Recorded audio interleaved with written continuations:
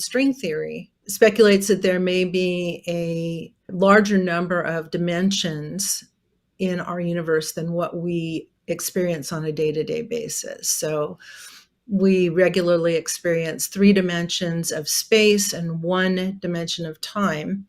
But it turns out that our observational evidence on the expansion of the universe, it fits better mathematically, as when it's modeled mathematically, it fits better if we use 10 or 11 dimensions instead of just the 3 dimensions of space and 1 of time. So if you think about the fact that we normally experience only 1 dimension of time, and not even a dimension of time that can go forward and backward, but just a kind of unidirectional dimension of time that moves one direction forward, and the 3 dimensions of space. Then imagine if, as is speculated in string theory, that there may be extra dimensions of not only space, but possibly time too.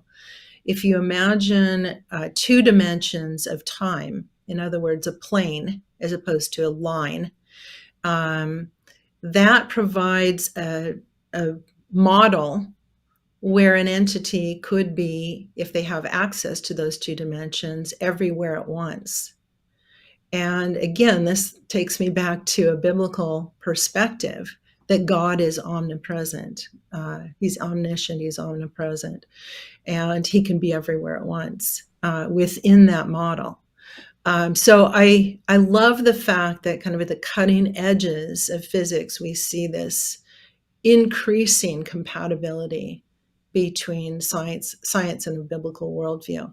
Another area is quantum mechanics that you mentioned earlier. And quantum mechanics took us from a very deterministic perspective on nature, where everything is fairly cut and dried, cause and effect. One thing causes another, very predictive.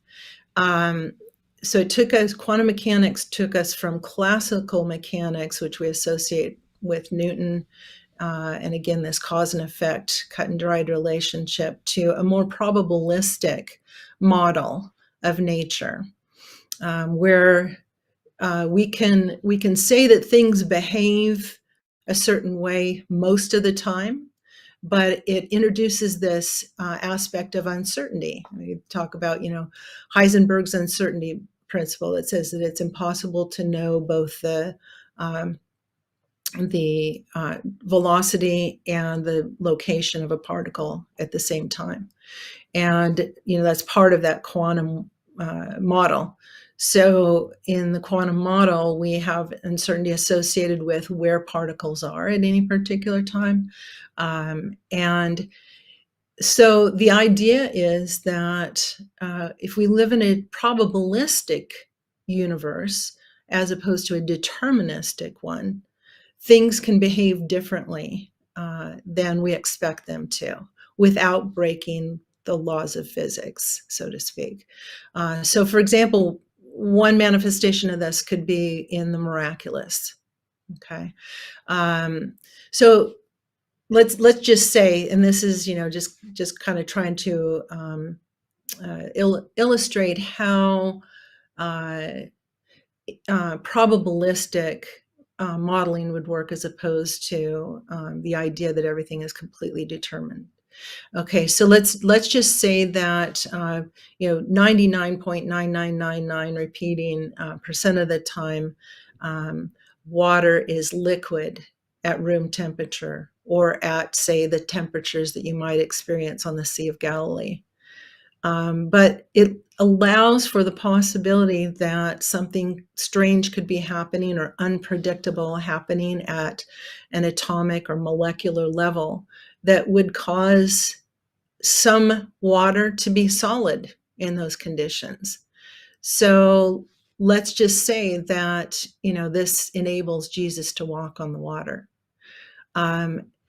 the point being, I'm not saying that that's exactly what happened, but it opens the physical world to the possibility of miracles, or what we would call miraculous or even mysterious, without violating the orderly laws of physics that God set up to govern the interactions between space, time, matter, and energy. How would that actually work, though? I mean, what would quantum mechanics have to do with water becoming solid? Is that?